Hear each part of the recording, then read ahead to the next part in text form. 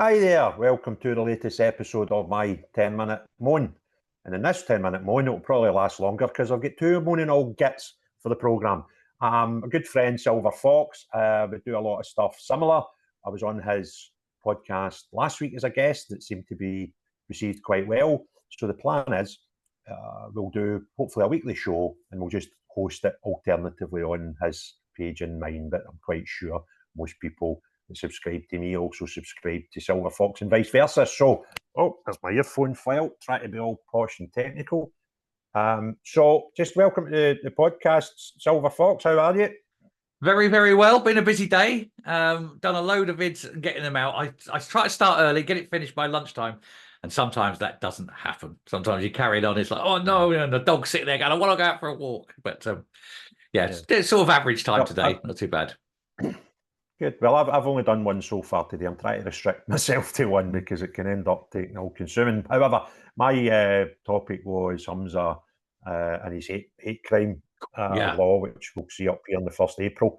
And I refer to him as Humza Putin in it because I feel we ridicule people at Putin when they put their opposition in jail.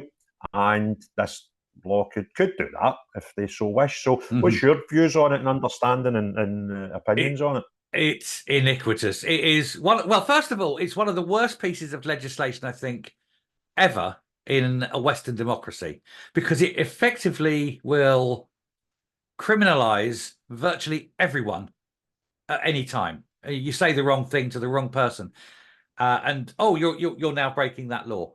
And it isn't as though you need a burden of proof now. There's no burden of proof. It's simply that the person who reports you simply has to say, oh, that's hateful. And then that's it. There is no obligation for proof to come in.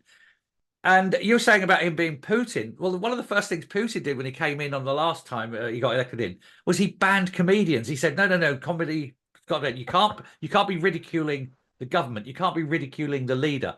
That's effectively what they're doing now. And it is awful. And I can't see a way of putting it in any other way other than it's just a terrible law. However, and as we've both agreed, the way we win is to ridicule Humza Yousaf. Well, to be fair, he kind of does a great job of that himself. If it's against the law in Scotland as of the 1st of April to not ridicule anybody, then he'll probably self-incriminate himself because he does a fine job of ridiculing himself every other day. And just some of the tirades he comes out with, some of the nonsense, the way they spoke about, it's not the Labour Party, the Tory Party, but when he was going on about their ideologies and policies and way of thinking, that should be bandaged from Scotland, he's then not talking about the Tory Party or the Red Rosettes, as he put it. He's actually telling people anybody with these sort of thoughts are not welcome in Scotland and he wants to banish them from his kingdom.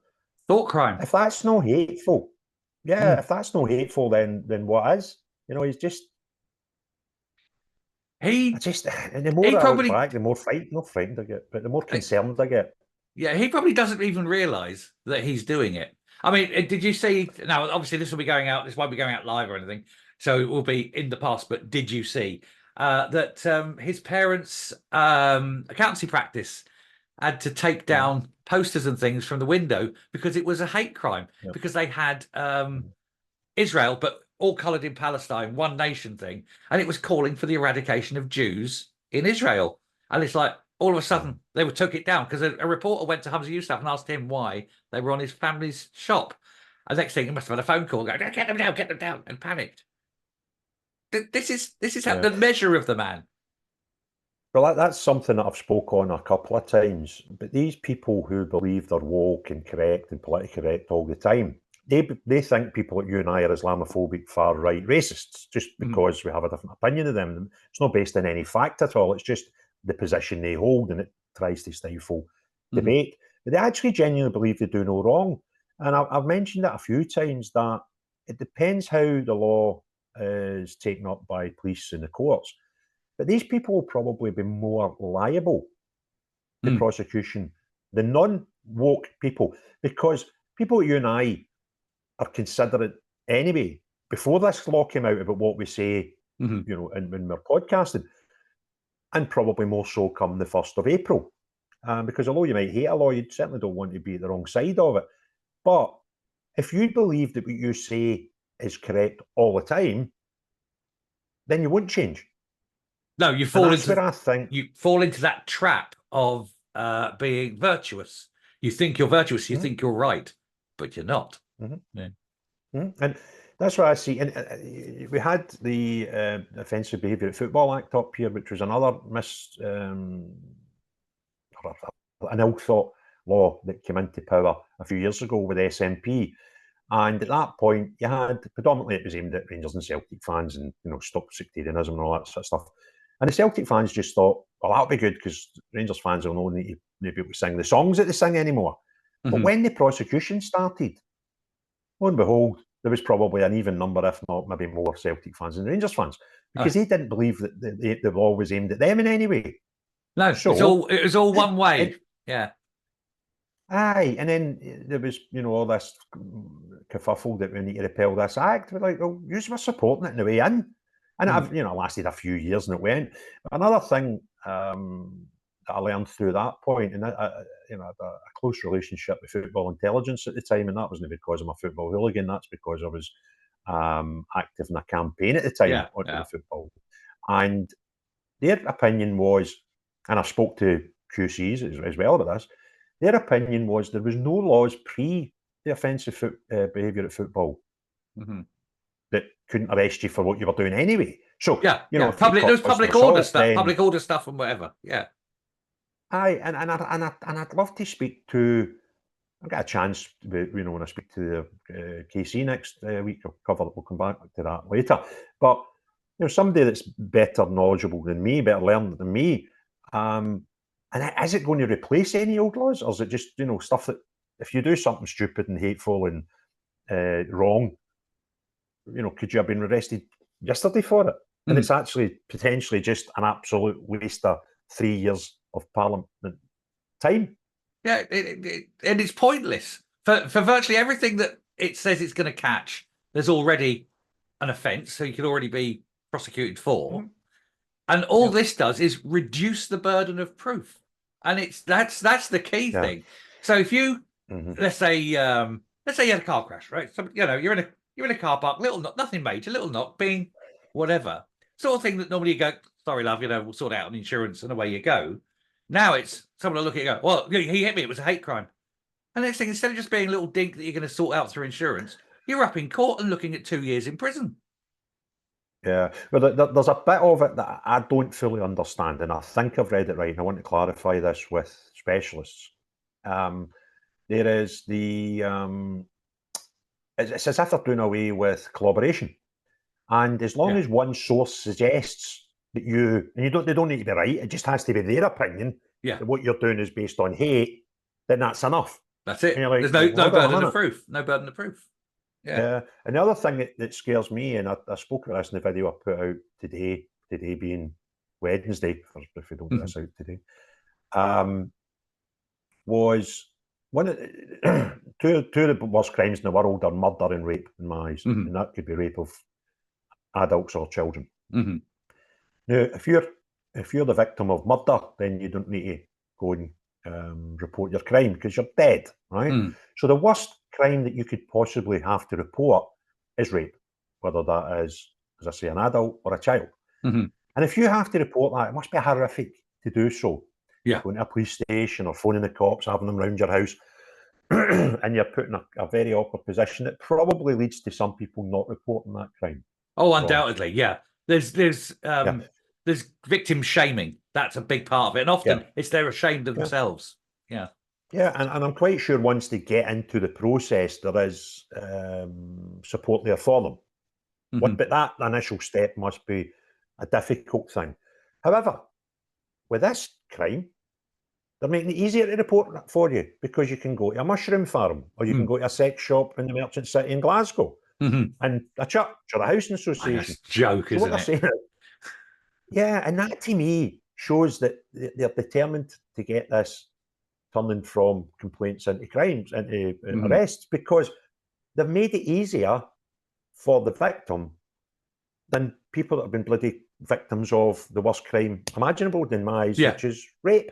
Yeah. And I just find that utterly bizarre, that you're actually saying, well, we're going to create this law, but not only are we creating this law, we're going to make it as easy as possible. I'm not saying that reporting law should be hard, right? I don't think there's anything wrong with going to a police station or dialing the 101 and reporting a crime on the telephone. But they're actually trying to make it even easier for the victim or the perceived victim. Perceive So it, they're yeah. going to make it Might not even actually be a victim. In fact, I believe, I may be wrong, I was going to say, but I believe you don't even have to be the victim to report it. So if somebody had a go at you, shut your face, old man, then that's an ageist hate crime. Somebody else could go and say, I saw him say that he was an old man. I think that's hate and I want to report it. So it's not even the victim who has to report it. Anybody can. The victim might not care. The victim might not see themselves as a victim. Yeah, exactly. But someone else doing the old virtuous, I've got to be, a guardian angel, go in and do it. Next thing you know, whole police investigation. And it could just be two old mates in the street calling each other old wankers or something. Hell, you've seen me do my videos with my mate Sandy Chug. Me and him slaughter each other regular. So if I do that, you watch it and you think... the insults of friendship. You only get away with that stuff with your mates, don't you? Yeah. Another thing I question is the jurisdiction. And I'll give you an example, right? Yes. I come down to your house, right? I record a video in your home. I put it onto the ether from your home. So I've published it from England. I don't have it on my phone, because even having it on my phone without publishing it's actually a crime. Yeah. Right? No, it's on my hard drive down here in England. Yeah, so I've recorded it to you, I've published it from your address, and I drive home. And it's not on my phone, it's not on my laptop. Can I be charged? Don't know. Right. See if they did charge me with that. Right? Here's a similar, right? My name is Jose. I live in Madrid. I film a video, which is in Scotland's termed offensive.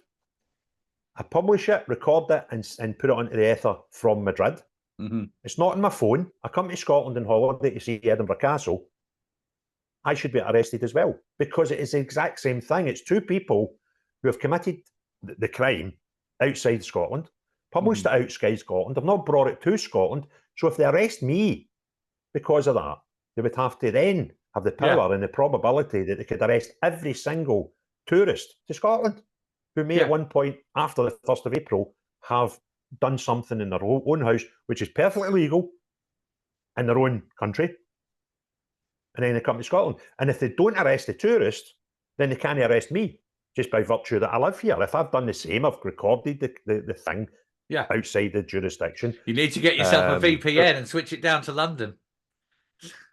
Well, I'm not. See, the thing is, see that cushion and that painting up there? The kind of people know that this is my house, right? Yeah. So I'm not suggesting I would record stuff in Scotland and deliberately try to pretend it wasn't in Scotland.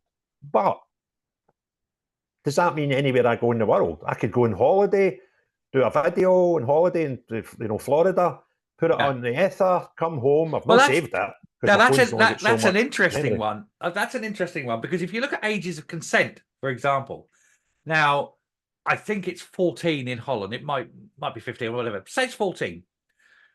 Yeah. If an 18-year-old boy goes to Holland, English boy goes to Holland and has sex with a 14-year-old girl in Holland, where it is legal, he could come home and be prosecuted because it's illegal in Britain, even though he did it in Holland. And is that the way the law is just now on that? That's how it is on that, yeah. Now, I don't know if it applies to every law, because at the same time, I don't suppose he's going to be arrested if he smokes a bit of cannabis in a cafe in Holland. It's one of those things where, it's a vagueness of the law. And law should never be vague. Law should always be literally in black and white, and you must know what the limits are and what you can and what you cannot get away with. To do anything else is madness. One of the newspapers up here had a case he quoted, and I can't say it verbatim, but I'll try and give you the essence of it.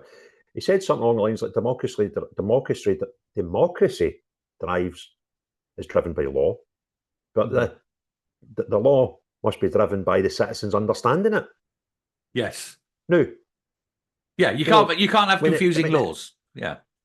Yeah. Now, you've got, I think there's a bit in Scots law that naivety isn't a defence, right?